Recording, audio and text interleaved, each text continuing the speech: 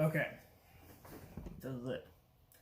This is what I assume to be the last update I'm going to be doing on the Century Arms C39v2 AK pattern rifle. I bought this rifle back in November, and I did a video on how excited I was that I purchased my first rifle. Since then, I've learned that C39v2 is kind of on the sketchier side as far as rifles go. They've been known to have some problems. That being said, though, I mean, I haven't fired mine a whole lot. I think I've only got like a little over 330 rounds through it right now. This COVID outbreak is kind of making it a bitch to put any more range time on it. You know, first it was winter and I was just waiting that out, and then, yeah. Anywho, so I started doing like a video series, kind of updating y'all, well, anyone who's interested really, on the parts and accessories that I added to the rifle as I obtained them. Quick little aside, because I'm sure someone's going to ask in the comments. Yeah, I have a little bit of a broken blood vessel in my eye right now. I'm not going to get into it, just be aware, it's fine, I'm healing, no concerns to be had. But let's not let that distract us here. So, I believe this will be the last update, and the reason I say that is because I don't think I'm going to be improving anything else, at least not visually.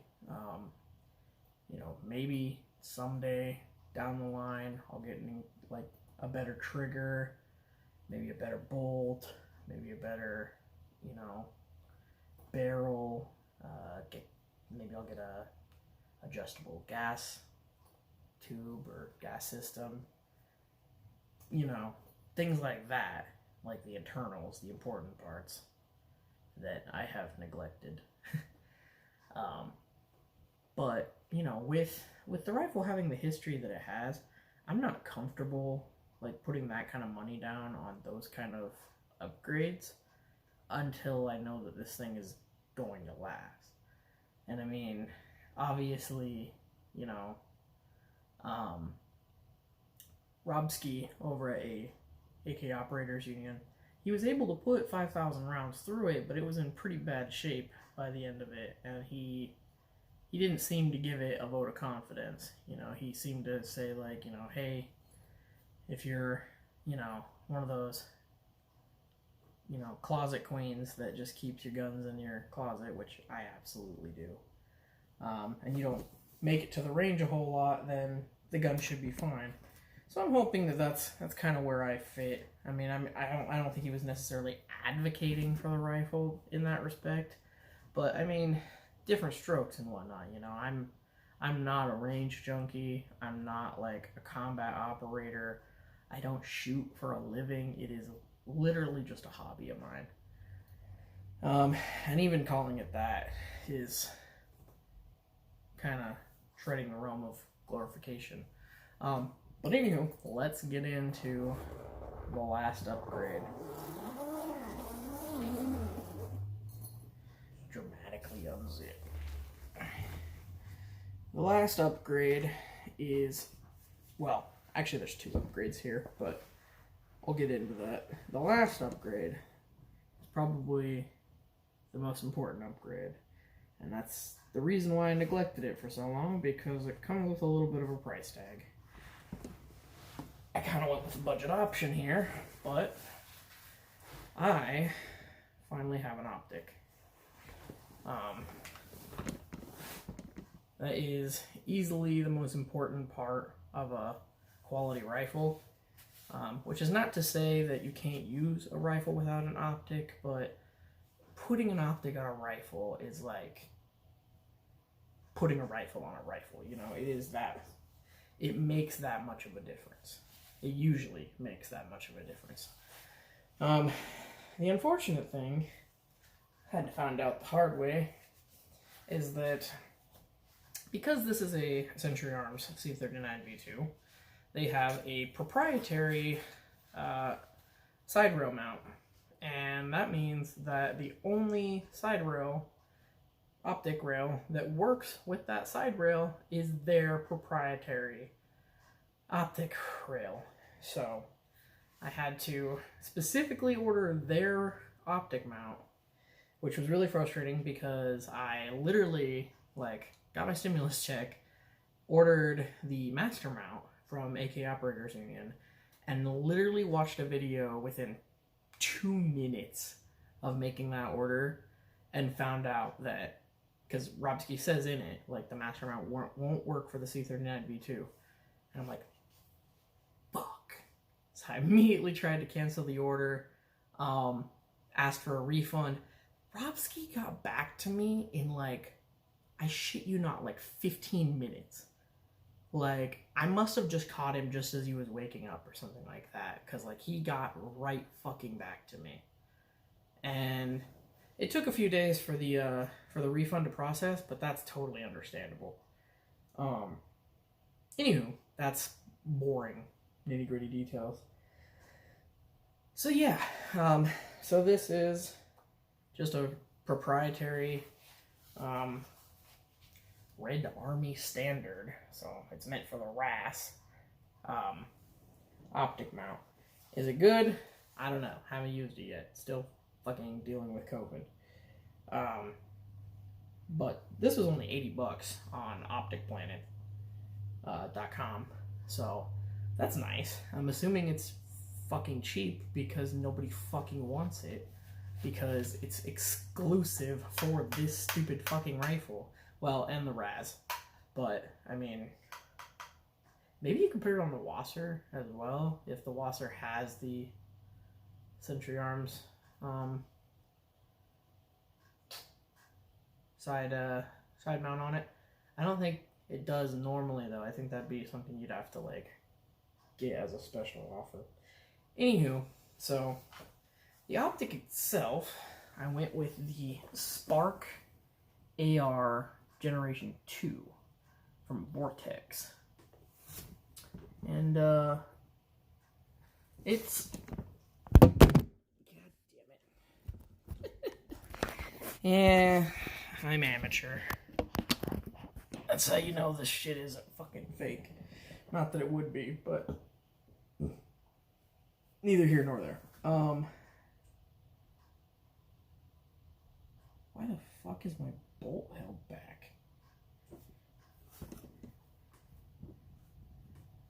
What the fuck?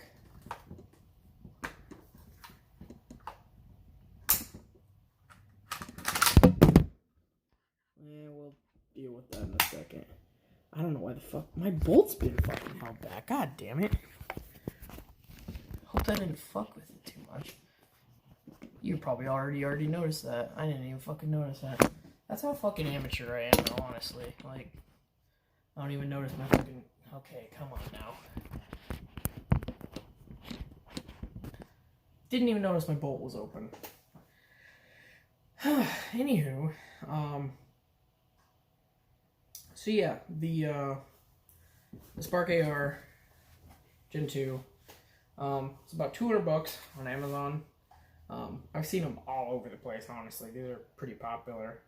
They got nice little silicone lens sleeves, and then these actually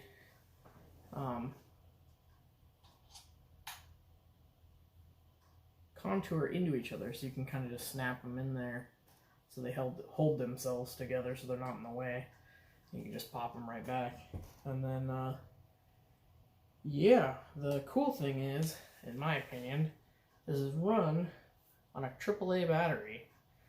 And I mentioned that in one of my previous videos, that was probably the one I was going to go with, and it is the one I went with, because, you know, the other battery is pretty common. You know, you can get them at Walmart, which makes it pretty accessible. But other than finding them for like optics, for red dots and stuff like that, I don't see them. You know, people don't use them in car or TV remotes, or like, even your freaking impact, uh earmuffs, the ones that fucking noise cancel, but then yeah, any of those digital earmuffs, those have AAAs in them too. So like, I mean, it's pretty widely used, but it's got a nice bright laser there. I haven't, let me turn that off for a second.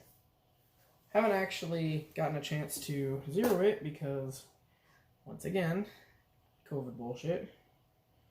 But I've tried a little bit, just kind of like pointing it out my window, which probably isn't a good idea, but not on the rifle. I took it off the rifle before I pointed out my window. I'm not trying to get fucking arrested here or anything like that. But anywho.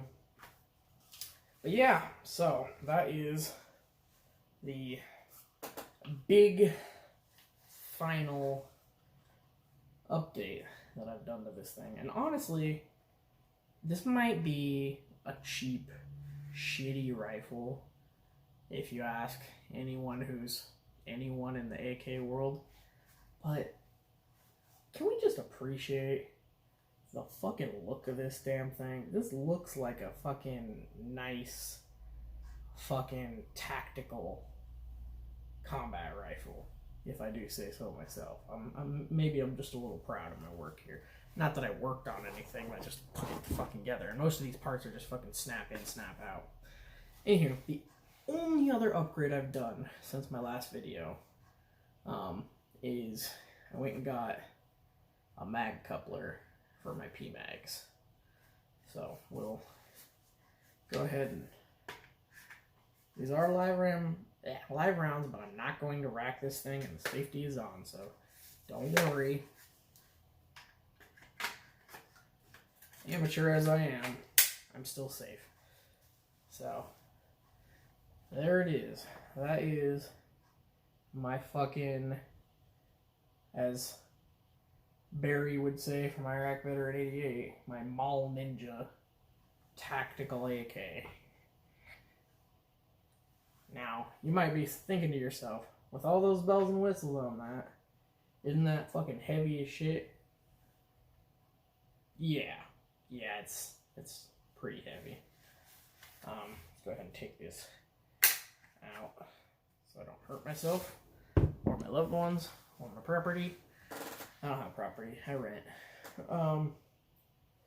But yeah, so let's do a little rundown here. We'll go over everything as a final checklist. So, non-standard things on this rifle. We have the Century Arms Chevron muzzle brake. We have the Magpul Zhukov extended handguard. I've learned that this is actually the longer version. We've got the Magpul M-Lock forward grip, angled forward grip. We've got the M-Lock Magpul vertical forward grip, which is a little bit further back so that not all of the fucking weight is put on an extended arm, because I don't know about you, but if my arm is extended, I have a hard time keeping the weight up, whereas if I have it back here, I feel like my body is taking more of the weight than my arm itself, so it's not as difficult on me, which is important with a rifle that I have somewhat intentionally loaded down to be really fucking heavy. Let's see, moving on down the rifle, now we have the Red Army Standard Century Arms proprietary optic mount. We have the Vortex Spark AR version 2, Gen 2. We have the Magpul Zhukov stock, not Yugo, just regular Zhukov. We have the Magpul AK hand grip, pistol grip. We have the Century Arms proprietary trigger here. We have the Magpul 3/4 inch cheek riser, made specifically for the Zhukov stock. We have the Magpul enhanced rubber butt stock, a rubber butt pad for the Zhukov stock. And then we have the Vickers Tactical Blue Force 1, 2, and 3-point sling with the safety quick detach dongle.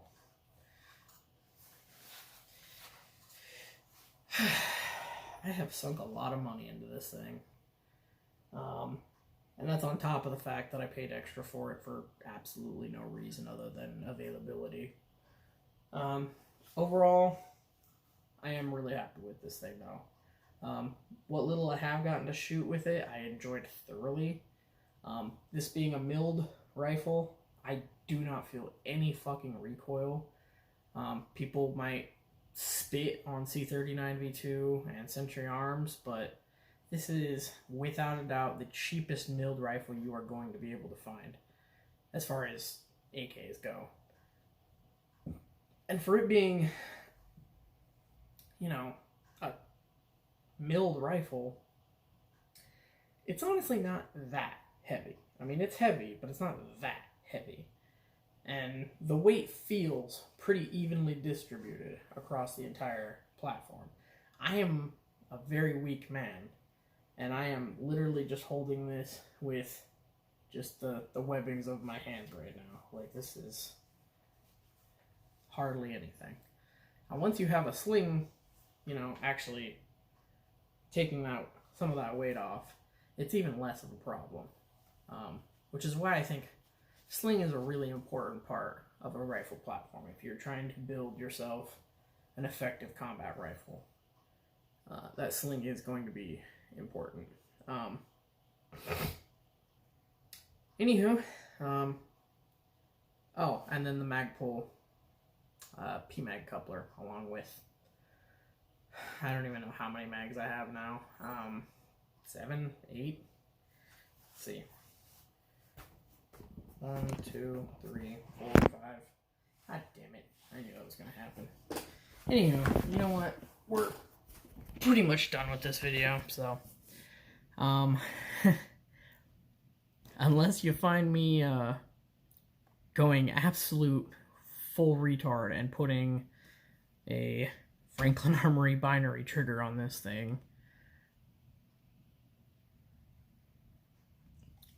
this is probably the end as far as updates on this rifle. At least on the modification front. I will definitely update as I put more rounds through this rifle, because I have committed to owning this rifle, and because of that, I have committed myself to being a impartial judge on the lifespan and endurance of this rifle. So if my rifle ends up shitting and going to shit, just like every other C39v2 is allegedly supposed to have gone, you will hear it from me. I will be just another statistic, assuming that I survive. So yeah, that's it. That's the C39v2, and as far as I'm concerned, mine is fully kitted now. Oh, you know what? I actually forgot something. The grip core. I have a lube bottle in there right now, but I think I'll probably be putting the AAA in there sometime later. So, anywho, that's it. That's the rifle. If you have any questions or concerns, let me know. And if anyone is aware of whether or not the Franklin Armory BFS 3 AKC1 happens to be compatible with the C39v2, drop me a comment and let me know, because I might do it. I mean, if this thing's gonna break, why not? Catch y'all next time.